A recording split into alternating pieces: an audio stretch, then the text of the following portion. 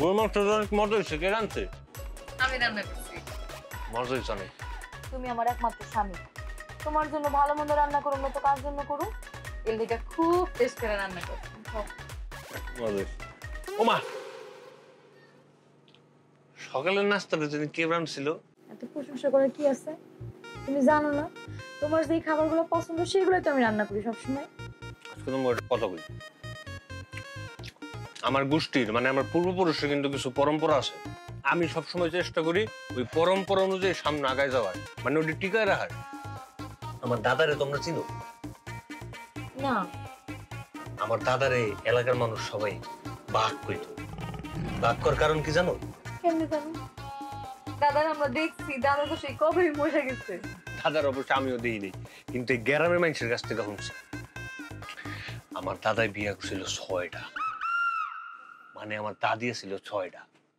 সংসার তো সুখেই কাটতো, কিন্তু সপ্তাহে একটা দিন এর হলে টানাটানি লেগে যেত। কেমনে জানো? ওই যে 6 বউয়ের লগে 6 দিন সময় দিত, আরেক দিন সব দাদিরা দাদারে চাইতো। ওই দিন দাদা কি করতো? ওই দিন দাদা গ্রামেই থাকতো না, পলায় পলায় থাকতো। দাদার অবশ্য বয়স হয় নাই আর কি।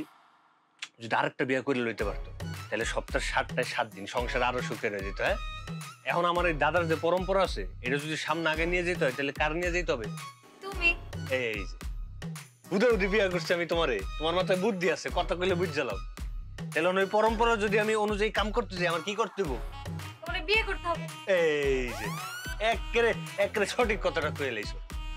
আরেকটা ব্যাপার আছে, সংসারের একটা প্রদীপ দরকার আছে। প্রদীপ বুঝো?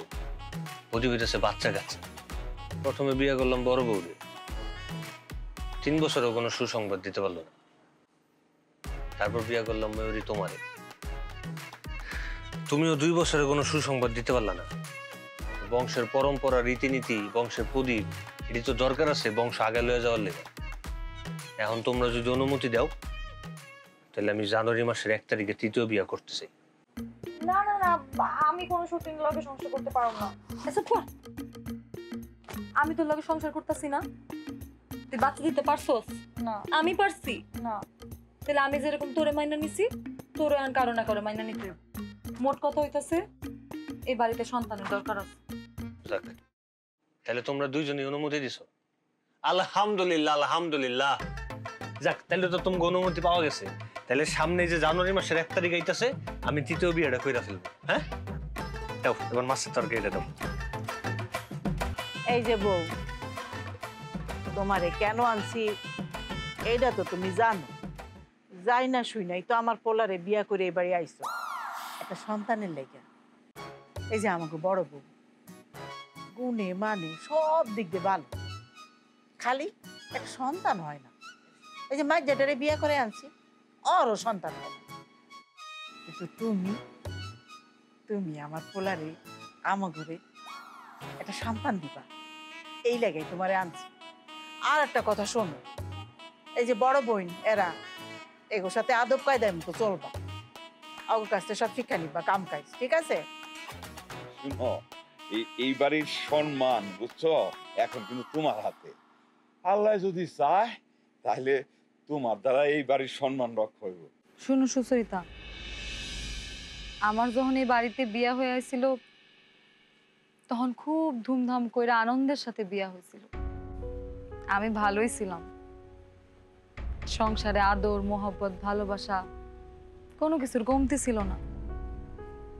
আর আমার শ্বশুর শাশুড়ি আমার সবসময় খুব ভালোবাসছে। কিন্তু বিয়ার 3 বছর পার হয়ে যাওয়ার পরও আমি এই পরিবারে একটা সন্তান দিতে পারি না। আমি আমার শ্বশুর শাশুড়ি আর স্বামীর আর্তনাদ দেখছি একটা সন্তানের জন্য। তারপরে ময়ূরীরে বিয়া করায়া এই বাড়িতে আনছি, কিন্তু ও এই পরিবারে একটা সন্তান দিতে পারে নাই। এখন তুমি আমগো শেষ ভরসা। তোমার কাছে কিচ্ছু চাই না, শুধু একটা সন্তান চাই। শোনো, বুবুর মন কিন্তু অনেক বড়। বুবু আমারে মাইনে নিল, আমি তোমারে কিন্তু মানতে পারব না। যেহেতু আমার আর বুবুর বাচ্চা হয় না, তোমার যে দায়িত্ব পালনের জন্য আনা হয়েছে সেইটা যদি তুমি পালন করতে না পারো সোজা তোমার ঘাট ধাক্কা দিয়ে বের করে দিব। বুবু আমার কইতে দাও। হয়েছে, থামো। বউটা আইতে আইতে ওর পিছে লাগো না। আই তুই বিসমিল্লা কইয়া বউরে ঘরে নিয়ে যা। যা ঘরে যা। আসো। আবার বউ ওকে 2 গ্লাস দুধ দিয়ে আইসো। জি আম্মা। আচ্ছা চলো কই যাও।